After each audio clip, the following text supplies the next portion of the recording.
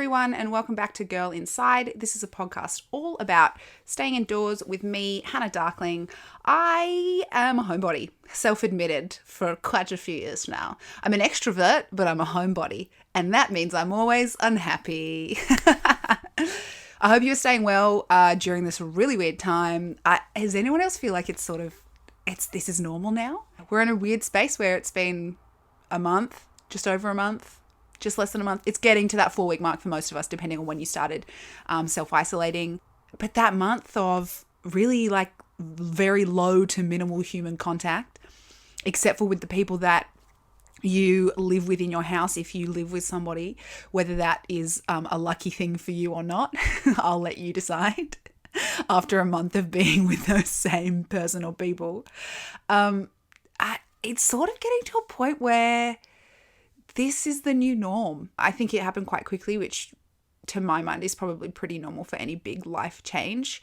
Like marriage, divorce, and any of those things within a few weeks.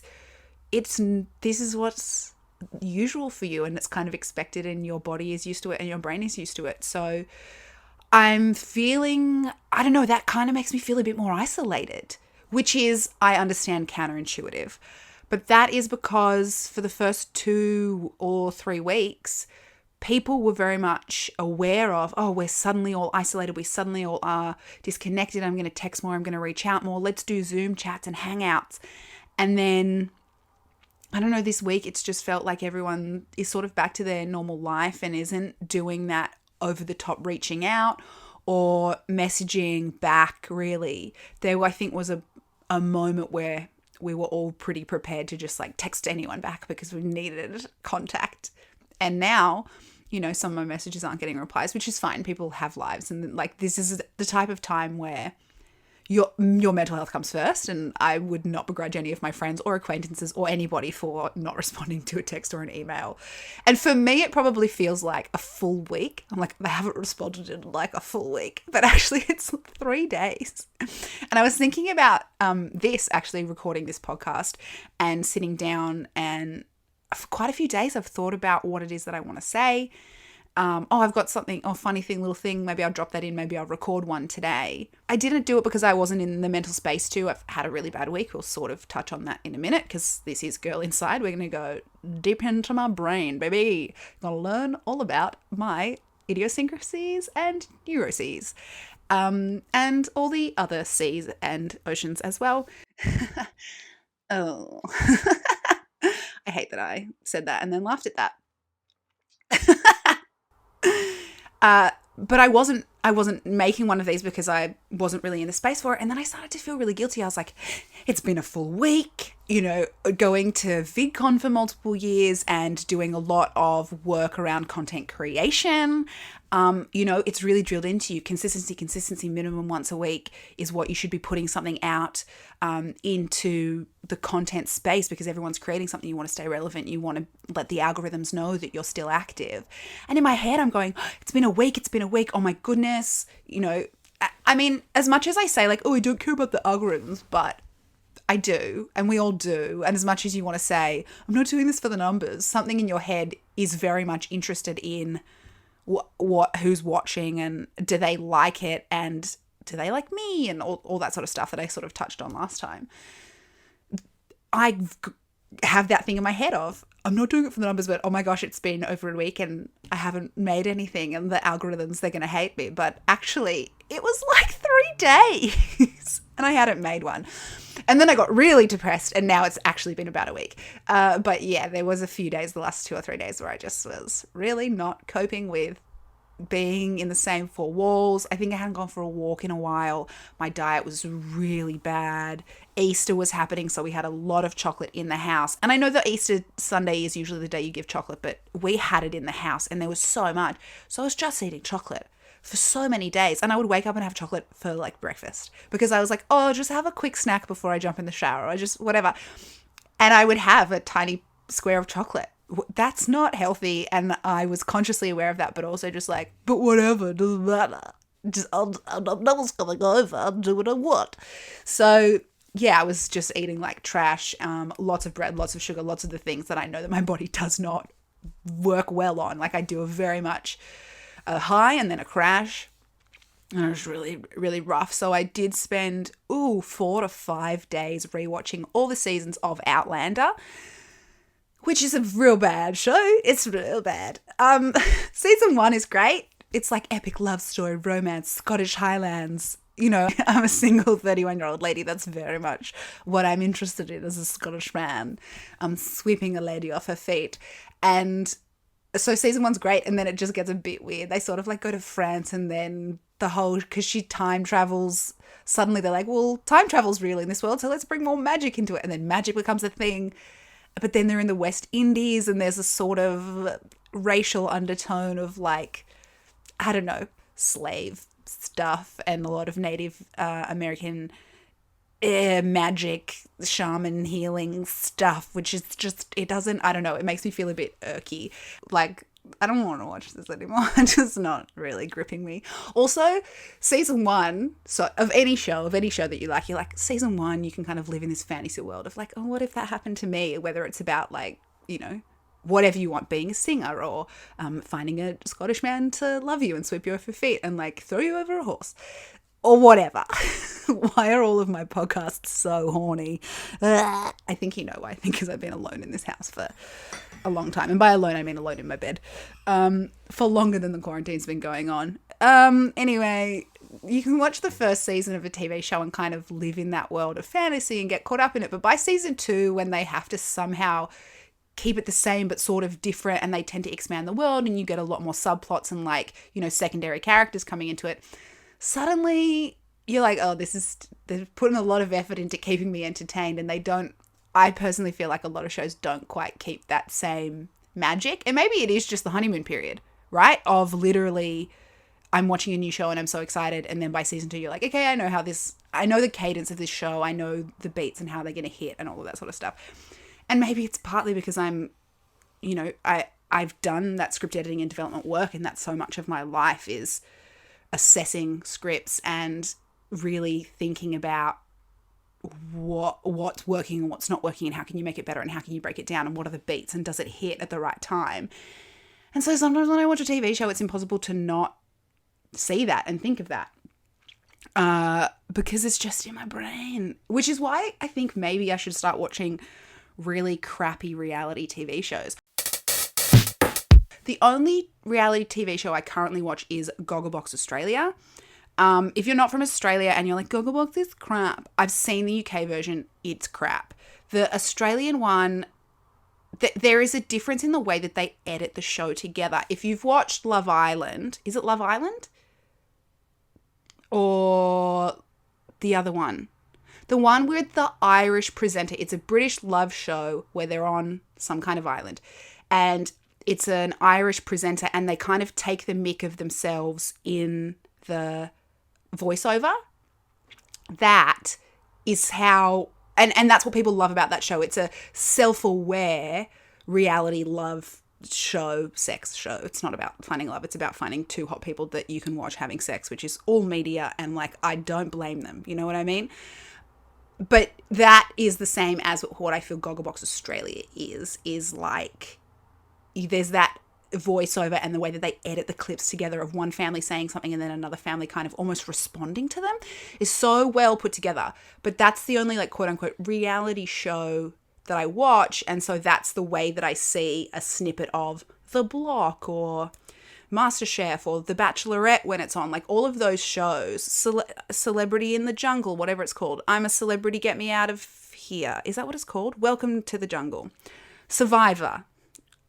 All of those shows are sort of the same to me because I only watch them through Gogglebox. So you see just like a small clip and then people's reactions. And so maybe I'm at a point in my life where I'm going to break out of that. That's a lie. I do watch other reality shows, but mostly competition reality shows okay, I say that, but then I guess My Kitchen Rules is supposed to be a competition reality show. Competition reality shows that they take professionals in that industry and then they give them a competition, not amateurs. Like I'm only interested in like Top Chef, where like these people have been having restaurants for years And so when you watch them do these things, you're almost learning from them. That's what I'm interested in. Or Netflix had Next in Fashion, hosted by the one woman who I just hope to be, Alexa Chung. My God, I just love her. And Tan France from Queer Eye. I watched that because it is people who have been in the fashion industry for years making clothes, and it's about just like giving them the big break that they needed and giving them that, you know, exposure and whatever. So really those are the reality shows I watch. And even then, like sometimes I'll just stop watching halfway through a season because I'm like, I don't care who wins. It matters nil to me. Any of the reality shows where it's more focused on, I'm here to sing for my grandma who's in hospital because she stubbed her toe. Trying to make them bring up a sob story thing. That reality TV show I can't watch and don't care about. And I feel like that's all of the shows that they watch through Gogglebox. But the point, these are the reality TV shows that I like and dislike, you know, tangent that we've gone on. That maybe that's what I need, is because, you know, with, as I'm saying, scripted shows, I'm so invested in, is this script well written? Like, and also because I've worked in casting for so long, I'm like, not the right casting for that role. Would have been better with somebody else. Like, it doesn't happen often, because I think once you see a person in a role, that person is the role. It's quite hard for you to go like, oh, so-and-so would have been better cast in this role. That's really difficult. But yeah, there's a difference between saying this is a better person for this role versus this person is not playing this role as well as it could be played, or I don't think that they're hitting the tone of it or whatever. And that's not always the actor's fault. Like, I will 100% put that down to casting goes hand in hand with production and direction and script writing. I'm not saying like, that's a shit actor, because like, I'm not bad-mouthing anybody. Don't take that. I'm not saying that. Don't come for me. Please, actually, maybe come for me. I'm pretty fucking lonely. Like, come and attack my house. Just the pitchfork mob outside my house. I would welcome the company at this point. You can do that. Just don't come for me online, because like, exhausting. You know what I mean? Okay, I'm gonna sip a tea, and then we're gonna come back and figure out what the hell my point was and what I'm trying to say. Because at this point, I think we've all realized I don't know anymore. I went on a tangent. I got lost, so I'm gonna sippy some tea and.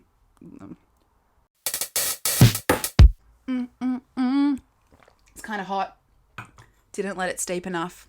Too much milk accidentally. This is weak, is what I'm saying. It's a weak tea, and I'm not about that life. I used to get the Twinings English breakfast tea bags, but I would get extra strong. And I would put like 2 of them in. To be like, extra strong tea, that's what I need.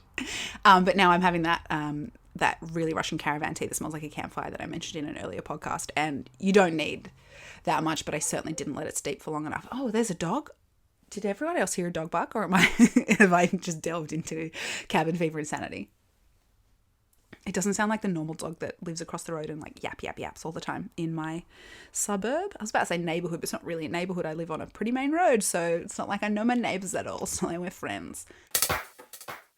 Okay, let's just do a quick tie-up of whatever the hell I went through before. Was watching a TV show because I was really depressed because I needed to live in a fantasy world. It went well for a while, but now I'm finding it like slightly culturally insensitive, so I might just like, you know, eject out of that. Probably the next thing I watch is going to be some kind of reality TV show for the brain numbingness of it. And also I like want to play Animal Crossing while I do it, because even if certain days I'm like, well, I can't do anything until I grow more peaches so I can like sell them, because I haven't visited any of my friends' islands, so I don't have any money to do anything. You still have to play every day and like check into the Nook stop, right? To like get these extra bonus points and like gather resources and like smash all of the rocks and like plant the bell tree, all that sort of stuff. So you got to at least play for half an hour every day just to like check in on your island, even if you're not going to do a full like landscape remodeling, move all my flowers, fill my pockets day, right? Or there's no like fishing tournament on or whatever. So I want to do that, but I can't really do that when I'm trying to watch a TV show that is very like narrative heavy. So my point is I'm probably going to watch a new reality TV show next, and I don't know which one to watch that won't make me want to hurt somebody. Oh, I want to dance with somebody. Yeah, I want to watch TV with somebody. I do, honestly. I have just looked at just next to me in this big armchair that I sit in, which I did get secondhand from IKEA, which is why it's covered in a Doona cover and not the like white cover that it came with that is sort of stained. And I did bleach it, but it's still sort of stained. Just next to me, I do have my bookcase of DVDs. I used to have a massive, massive bookcase full of DVDs, and then Netflix and Stan happened, and I just was like, I got to get rid of them.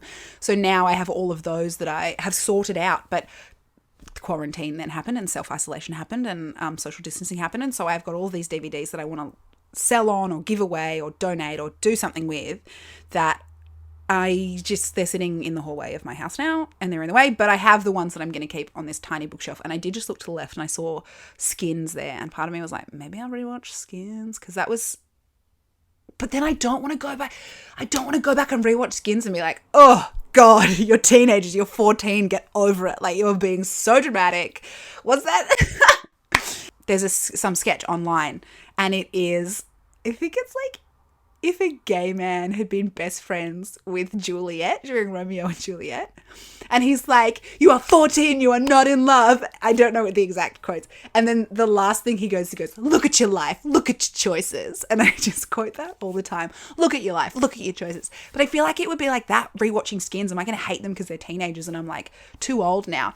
Because let's be fair, when I was like 26, I was still watching stuff about teenagers being like, oh my God, coming of age stories are like the best stories ever. And now I'm like, coming of age 30-year-old stories are the best. So I think I'm always going to prefer coming of age stories, but whether they're about being a teenager into young adulthood or whether they're late 20s, early 30s, I think is going to change with my age. But so maybe I don't want to rewatch Skins. I don't know. The one thing that I will always rewatch, because I don't think it's about being a teenager. There are moments that's very teenager focused, but Misfits. Season 1, episode 1 Misfits is like Hangover. If you've ever watched any of my YouTube videos before, I have this feeling that I'm just repeating myself now because I only have like 6 things that I've ever said or thought. And apparently one of them is just all the horny thoughts. And then the other one is Misfits, season 1, episode 1. Oh my God, my elderly neighbour has just walked up the steps and I don't know if my mum's around. Oh my God, I think she's in my house. She does that sometimes. She like walks into our house. Dude, we're all socially isolating and you're like fucking 90. Get out of my house. Also, she does tend to call me fat every time she sees me, or be like, no one will love you because you have tattoos, or oh, holy shit. Okay, fine. So I just went outside and had a conversation with my elderly neighbour, which was like the weirdest thing to do in isolation. But she's knocking and she's like, come look at the garden. But then she's also like, but stay 2 meters away. And she had something to say about my tattoos, of course. So the problem now is that I don't have the timer going. I make a video and an audio version of this. So the video, it stops recording at 27 minutes naturally. And I stopped recording, and so it no longer, the timer is counting up. So I think it was about 20 minutes, but we will see. I'm not sure. And so yeah, sorry if this is a super long one, just because I get caught on another tangent. And we'll just have to see what ends up happening. But there were 2 things that I wanted to talk about. I don't know what I was saying before. I saw somebody walking up the front steps and like freaked out because I was like, who the heck is that? And then realized, and then the whole interlude happened. So I did say like, oh, we'll go into let's talk about, I've been depressed for a few days. Let's talk about that, because Girl Inside is not just about like fun activities indoors, but it's also about introspection and, mental health and keep in check with yourself. That's not a sentence, but we'll leave it there. You can't edit real life. That's lesson number 1 from today. And the second thing I wanted to talk about was puzzles. So I think maybe let's start with puzzles, and then if we have time, we'll do the like, why was I depressed? Because I think that's probably less fun for both you and me. And really, the only reason I would do that or mention that or go into that is because I clearly need therapy but can't afford it right now. So maybe let's leave it at the lighter level of, here's my issue with puzzles, and not puzzles in general, but this one specific puzzle that I have. So I don't know how much time you've been spending doing puzzles in self-isolation. I've been spending a lot. I mean, generally I already liked puzzles. I think middle of last year was where it really like ramped up because my best friend Luke came to visit and we did a few puzzles and we did one and then I started another one after he left and I like doing puzzles. But the one that I started after he left last year in July is the same one I'm still doing and I barely have the edges done. And it has taken the joy out of puzzles for me because I love puzzles. I love doing them. I really liked doing them as a kid. In fact, I had a 100-piece The Little Mermaid movie poster puzzle when I was a kid. And the one that I have now is a 1,000-piece Little Mermaid like watercolor painting. And that's the reason I bought it because it's very similar. It looks almost exactly the same. Some of the castle under the sea is in a slightly different position. So puzzles generally are a grid, right? They're like, it's just a grid, and then sometimes to like either side, they have either like an innie or an outie that sits together.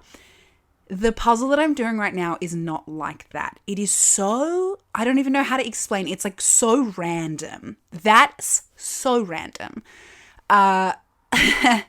Oh, sorry. Then I just started thinking about That's So Random, which is not even a show that I've seen, but I probably will watch because I'm weirdly obsessed with 2 of the boys on it on Smosh. So I've said that out there now, so I'm never going to ever meet them and not feel embarrassed if I end up meeting them ever in my life, which, let's be honest, isn't going to happen because we're never going to leave our houses ever again. But I have this thing in my head of like, okay, when I meet a celebrity, I better not have like tweeted any like thirst tweets about them because I don't want them to have like searched their name and found out that I'm that person and then somehow remembered that like that handle, my Twitter handle, which is like Lil Mushroom. I don't want them to know that that was me because then they won't fall in love with me. I'm a psycho and I'm aware of it and I don't know how to stop. And I think the way to stop is to just be like, cool, I really like these 2 guys from Smosh and they're on this show That's So Random. So when I say the phrase That's So Random, I think about the TV show, I think about how attractive they are. And then I get slightly distracted because I've been alone in my house for so long and clearly this whole entire podcast is just about how horny I am. And I'm sorry, but that's the way that it is. And I don't know what I was saying. Puzzles. The puzzle that I'm doing.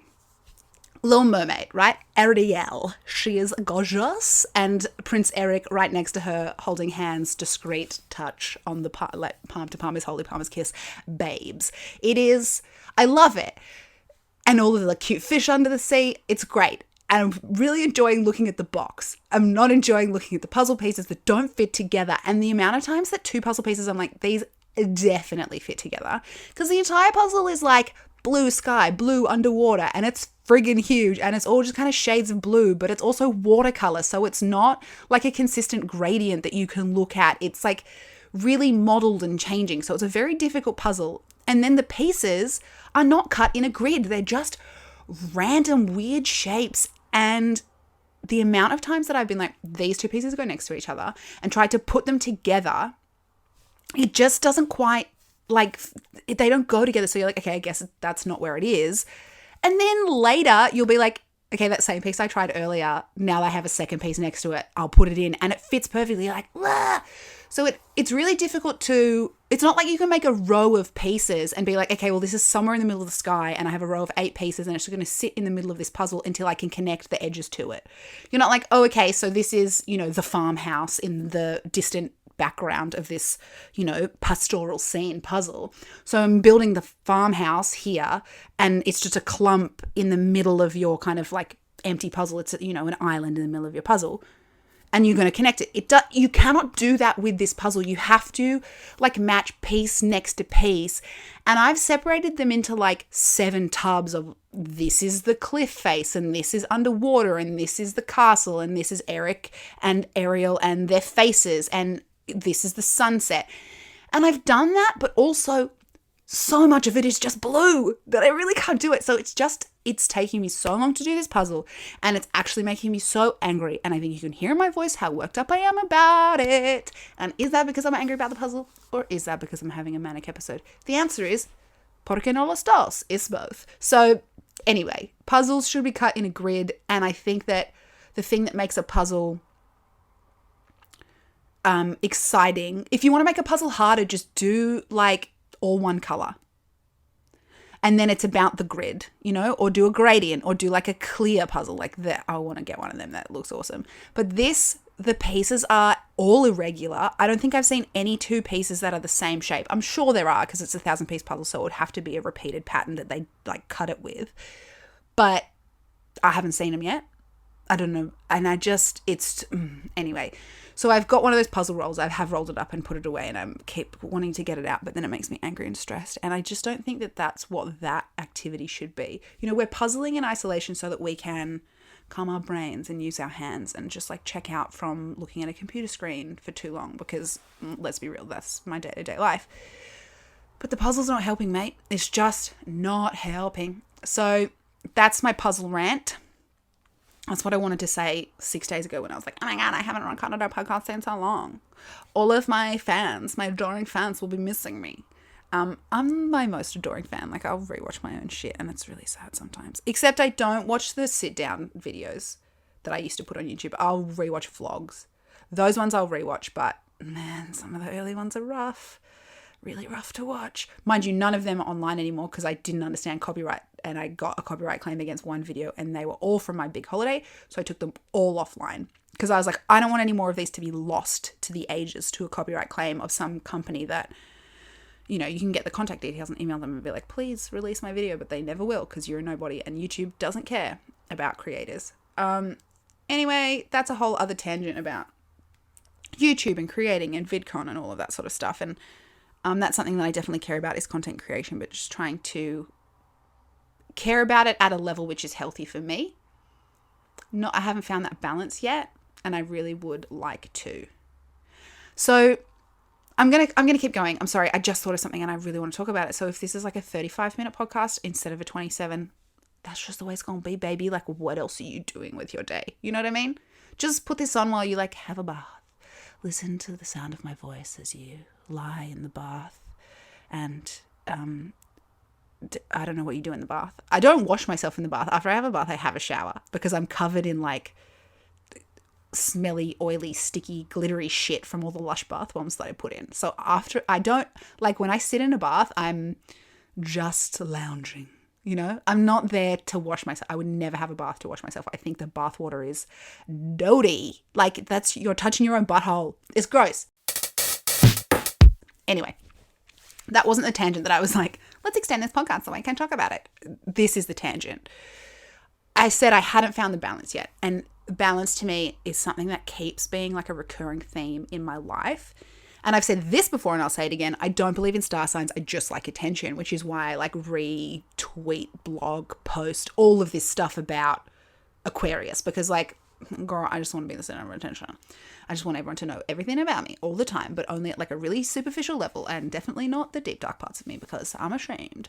But I went to this spa in Hawaii, and they were like, go through the, babbling brook room and pick a stone and it will have a word on it and carry it with you through your experience. And then at the end of the experience, throw it back into the pond or someone else can use it or some shit. And I was like, I'm going to steal that stone. And then she was like, in my head, I thought that. And she was like, and just so you know, we have cameras, so we'll know if you don't throw it back. And I was like, fuck, I can't steal the stone. Like, she saw it in my eyes. She was like, this thieving little bitch is going to steal the stone.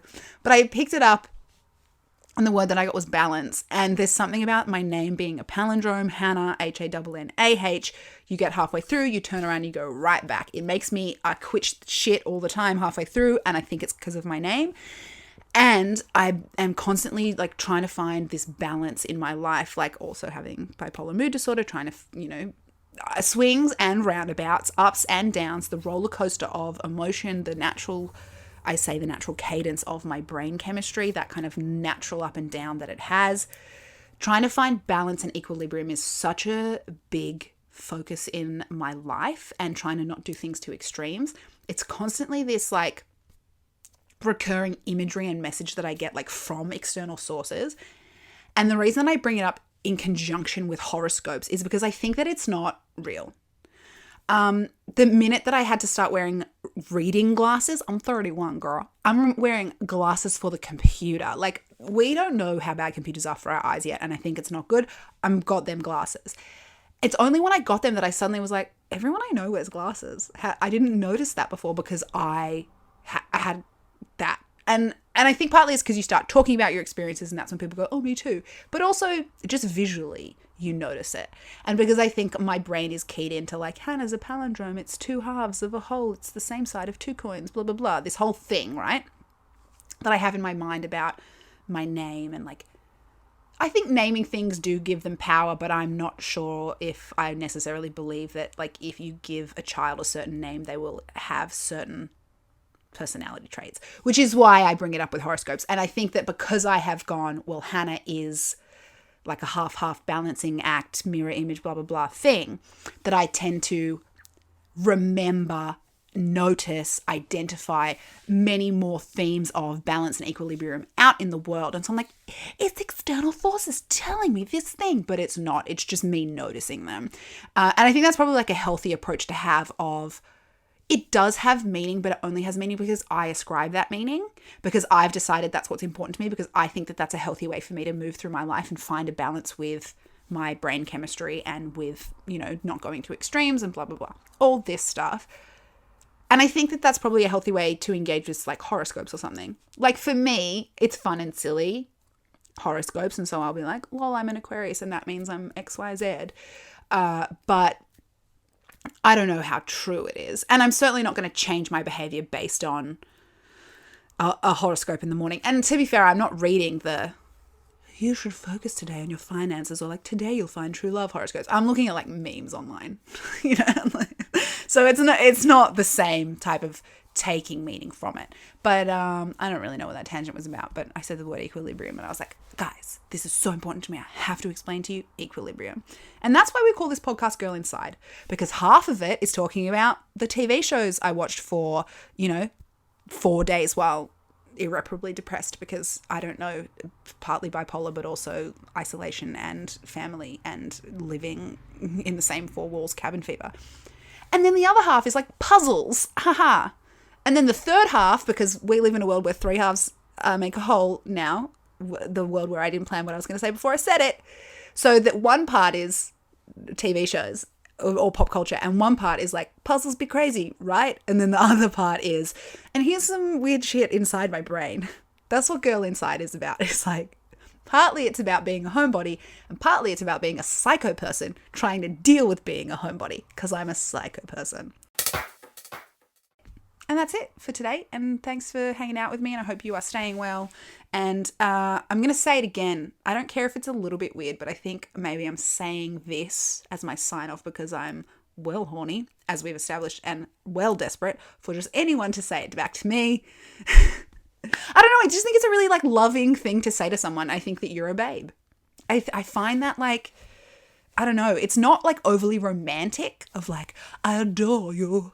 But also it's not like, yeah, nice tits. It's kind of like halfway between. It's like, no, you're a babe. But also I think being a babe is about more than physical attractiveness. Being a babe is like, it's a mentality. It's a lifestyle. It's just like being like a cool, good person who can like get through some hard times. And that's what we're all doing right now. It's just like chillaxing. Oh, I hated it. Is chilling out. And, the great pause, as I have taken to calling it, this like big, held breath moment in our lives is just like, we're getting through it. And that's a real babe-in thing for you to be doing. And that's it. And that's why you're a babe. All right. Peace. See you next time.